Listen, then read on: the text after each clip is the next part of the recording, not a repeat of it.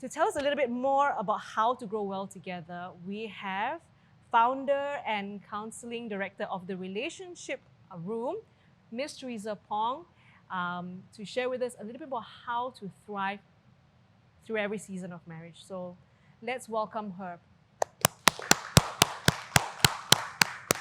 Hi, thank you, Alvina. And it is such a great privilege and honor for me to be here today to actually to meet up with these three couples.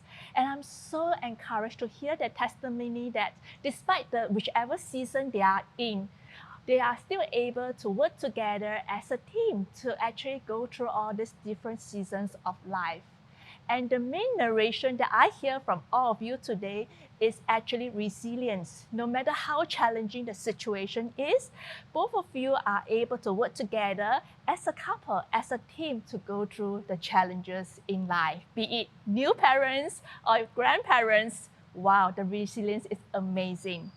Hi, my name is Theresa. I'm actually the founder and the counseling director at the Relationship Room.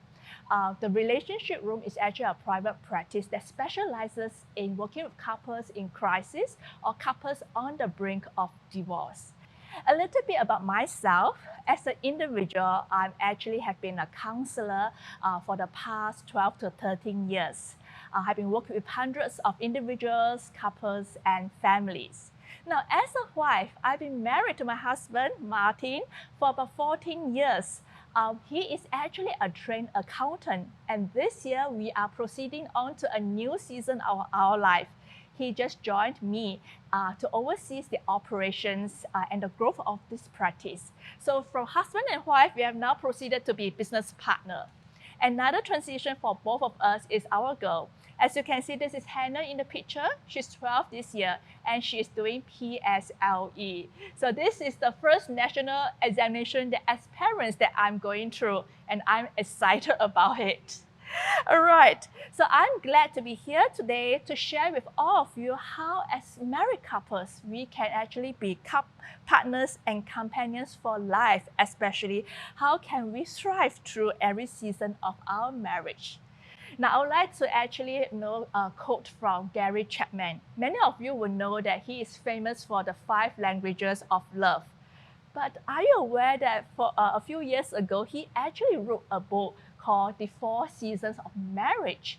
He actually put marriage as a form of seasons, going through the various seasons in our life. So let me just share with you the overview of what these seasons look like in every marriage. Now, in every marriage, we have to go through the 4 seasons. Now, many of you will ask me, how come I start off with winter? If you were to look at the calendar, all right, especially if you are like Gary Chapman who live in the northern hemisphere of this earth, all right, we always start off with winter. Now, winter is a time where everyone would know that it's a very harsh time, it's a very cold period, a lot of pain, a lot of bitterness. Whatever you try to convey to the other party, it will be misconstrued or misperceived, and there will be a lot of quarrels, a lot of conflicts. And this is a time when most couples will come to see counselors like myself. And a lot of times they are telling me that no matter how we talk, we can't even have a functional talk about what to eat tonight. So with this, I just wanted to say that I always tell couples, whatever that happens before the incident, whatever regrettable incidents that you actually go through, that marriage is dead. But if you are able to overcome the winter, that's when spring will actually await for you. That is a new marriage for you.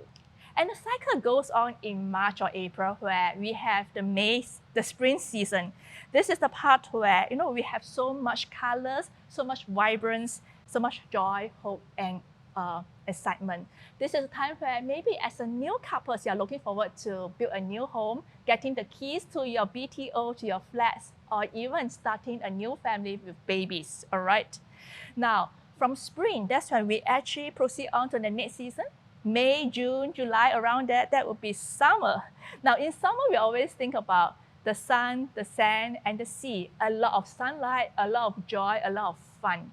Now, this is a season where there's so much positivity, so much accomplishment. You are able to have the house we want. You are able to have the children that we always like to enjoy. Now, let me just pause here for a while. Unfortunately, summer is also the time unknowingly the start of unresolved conflicts. Now, what do I mean by unresolved conflicts? Because you have enjoyed so much joy, happiness with each other, the last thing you want to do is to perturb the happiness and not have the quarrels. So it will look something like, hey, your partner will be leaving dirty dishes, as what Cheryl mentioned earlier on in the basin. And maybe in your heart, you'll be feeling like, hey, just a small matter, just dirty plates. I can just wash them. But before you know it, that's when resentment will start, because if you don't articulate your unhappiness, if you don't articulate your needs, this resentment will start to build, which leads to the next season, the fall or the autumn, which comes around October, September period. Now, this is actually a season of concern and a season of uncertainty, a lot of appreciation, because we try to engage each other. Somehow the messages will always get misunderstood, and that's when the start of all the conflicts and arguments. So if we don't resolve it at the fall, it will lead on to winter. But having said that, the cycle will just go on. If you are able to resolve it at winter, hey, spring is back again. Now, how can we actually, go through all these different seasons? Even for me and my husband, we have been married for 14 years. We have gone through the 4 seasons, even all the way up to winter.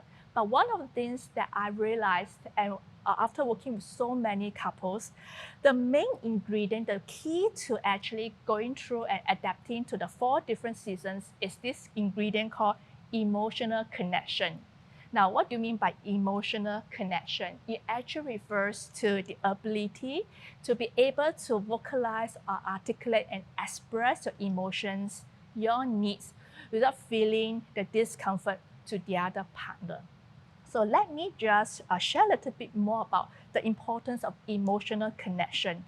Now, with emotional connection, you are able to trust each other. For example, if I happen to spend a little bit more this month, or I bust my credit card limit, do I actually feel safe?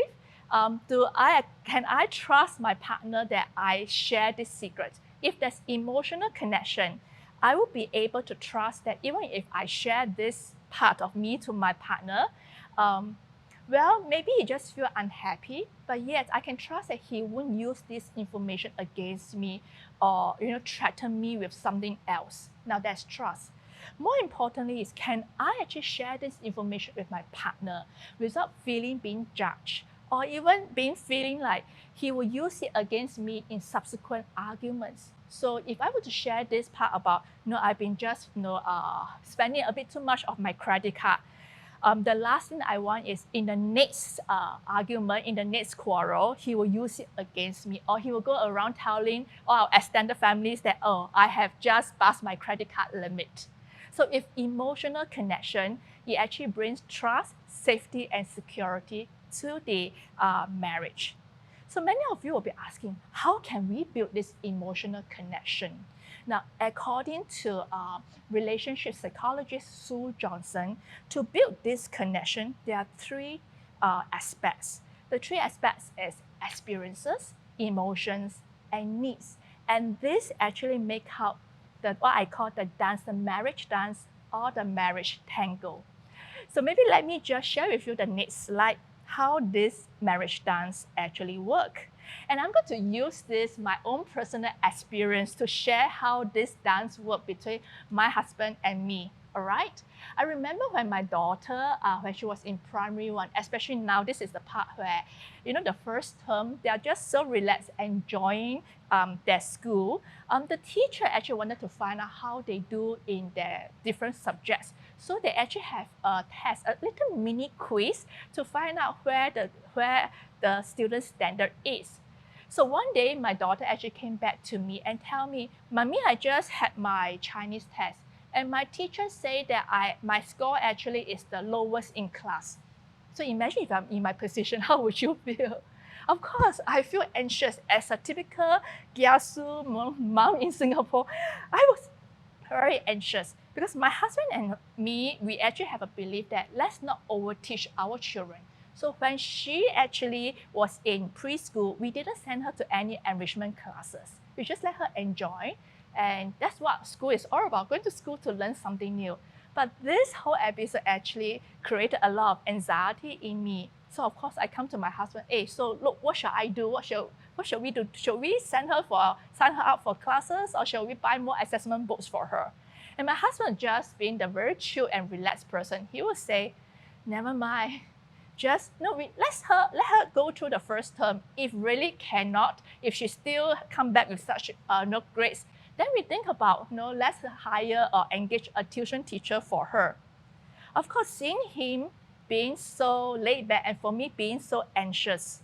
Now this is the first part that I experienced. How would I feel? I was so annoyed, so frustrated, and my perception is, how can Martin be so laid back? Doesn't he feel anxious about, doesn't he share the same anxiety as me? And that's when my frustration, which is a secondary emotion, comes in. But to him, what he perceived is, wow, I didn't know that Theresa can be so aggressive. Why is she so anxious? I mean, it's just one test, and some of that test is not recorded in the report book. So what's the big deal of that test? So because of this, he is also very frustrated. He's also very angry. But we demonstrate our anger in different ways. For him, he'll just rant it. He just yell at me, say, why do you need to make such a big fuss about it? For me, I actually demonstrate my anger as a form of a withdrawal. I just keep quiet and decided to have Cold War with him for a few days. But what we didn't know that, which is the primary emotion. What I'm actually feeling very disappointed, very sad. How come he doesn't understand my anxiety? How come he doesn't understand my fear that our daughter, I'm afraid that she may be struggling in school and she will actually be stressed in school. But for him, there's this fear, there's a shame on him because he actually comes from neighborhood schools, whereas I come from more well-known schools. So he sees that as, when I get angry, when I get anxious, he perceives it as, oh, is my wife telling me that I'm not good enough? But more importantly, what drives this whole marriage dance is our needs. And these needs a lot of times actually come from our emotional baggages that we bring to this marriage or from our childhood. For me, I'm actually looking for assurance. Actually, I know the solution. Just maybe, spend more time teaching her Chinese. But I just want affirmation from my husband. But the other part is partnership. Now, what do I mean by partnership? Honestly, if you were to ask me, who is the best person to teach Chinese, it's actually my husband. He reads comics in Chinese, he reads newspaper in Chinese, and he watches TV in Chinese. I mean, he is the best person to teach Chinese. For him, he's actually looking for companionship and acceptance. For him, he's looking for, hey, this is a journey. Can we just enjoy this journey together? And because of these different needs, each of us actually come with a different needs into our marriage. If we don't understand these needs, and that's where the conflicts will actually happen. So let me just emphasize more on this need. Now, different marriages will have different needs, but most of the time, what I see in marriages is these two needs that surface very strongly: the needs for partnership and the needs for companionship. So, for all of us sitting here today, we are all parents. We all know that the journey to look after and care for newborn babies can be very daunting and very frightening. So what do you mean by partnership and what do you mean by companionship? And I'm going to share this story, this case that I have actually seen just last year. So I have a couple with about a 7-8-month-old baby coming to see me.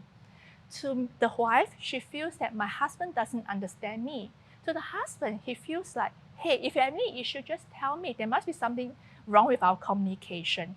So they gave me an example. Both of them are actually working parents. So at 8:30 p.m. every night, it's time to put the baby to sleep. Now, to the wife, She yearns and hopes that the husband will actually join her in the bedroom and try to put the baby to sleep. But to the husband, he feels like, okay, since you're the expert in putting the baby to sleep, why not you do it? And whereas for him, because there's no helper in the family, I will just help out with all the housework while you put the baby to sleep. So it's like, two people doing two different things, and that's synergy. So what's the big issue here? You think about it.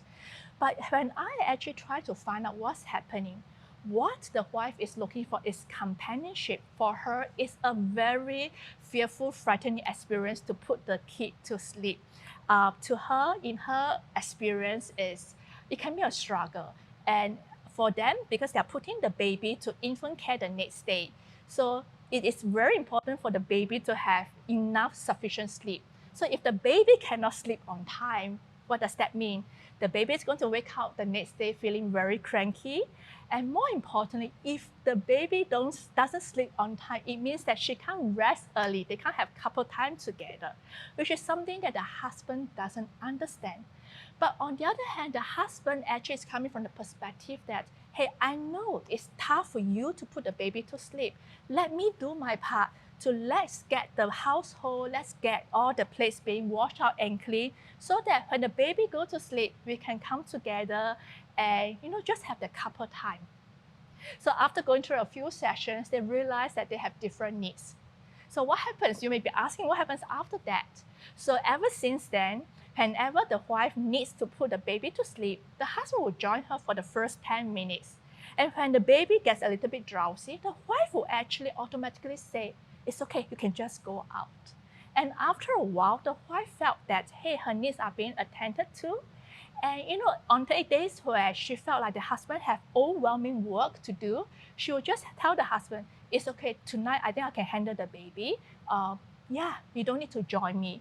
And sometimes she even initiated saying that, it's okay, I think today I have the bandwidth to look after the baby and do some housework. So when we are able to have our needs met, that's when the tango can actually go on in a very positive way, building a stronger emotional connection and resilience to the marriage. So how can we actually build this emotional connection? The secret is actually in the 2 A's, which is actually our communication. Now, when we communicate our needs to the other partner, we need what we call assertiveness. This is the ability to express feelings and emotions. For example, remember the example that I gave about the dirty plates and all the utensils in the basin? Now, instead of saying, hey, why didn't you help me? Or why can't you just take some time to wash the dishes? Always start a sentence with I. You can just share that, hey, I feel very tired after a day. And especially today, I spent the whole day taking care of a sick baby. I would really appreciate if you could just help me to wash the dishes. So when you start a sentence with I, and especially if you're able to include the emotional word in it, it actually makes the whole communication less defensive and more welcoming for the other partner to join in. The other aspect of assertiveness is actually active listening, all right? In active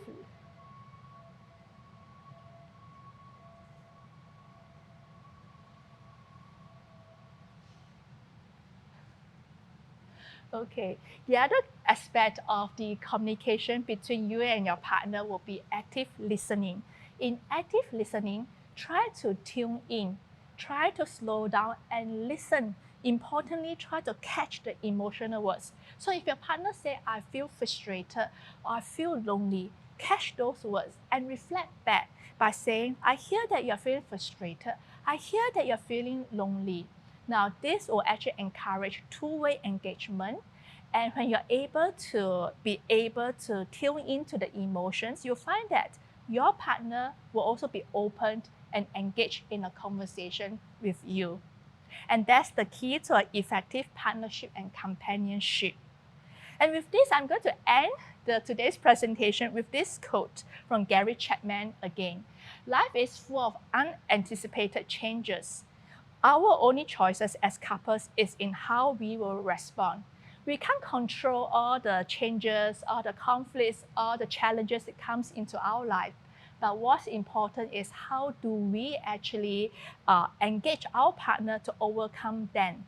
And with this, I just want to encourage all of you, especially the new couples, newly married couples, that marriage is not an end to everything. First, marriage is a journey of growth, learning to how to help each other grow to be a better individual. And on this note, I would like to share, in whichever season that you are in, be it you are in the spring or in the summer, autumn, or winter, a very famous psychologist, John Gottman, ever says that sometimes in his research, he found that sometimes couples will take 6 years before they recognize there is an issue in their marriage. And by then, when they seek help, it's a lot of work, a lot of pain to go through. And I would strongly encourage that whichever season you are in, all right, if you feel that, hey, we need additional help to enhance our marriage, there's no shame, no condemnation. It is okay to actually seek professional help. And if you want to find out more about our services, you can log on to our website, as you can see on the screen, relationshiproom.sg. And on this note, I just want to thank Moms for Life and Center of Fathering for this invitation. Thank you.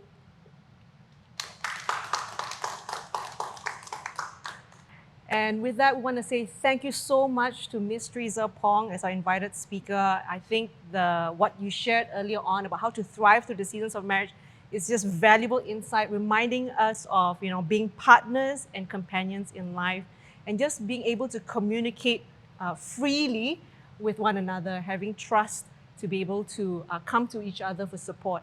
And with that, we come to the end of Spark 2022. Once again, I want to thank you, our lovely guest couples, and the conversations we've had. We also want to thank you for our audience who are here, and for everyone for sharing your afternoon with us. And as we wrap up, I would like to share a last quote by Gary Thomas. And he says, "A good marriage isn't something you find, it's something you make, and you have to keep on making it." So for more on marriage and on parenting, please visit our website at fathers.com.sg. Good afternoon and thank you, everyone.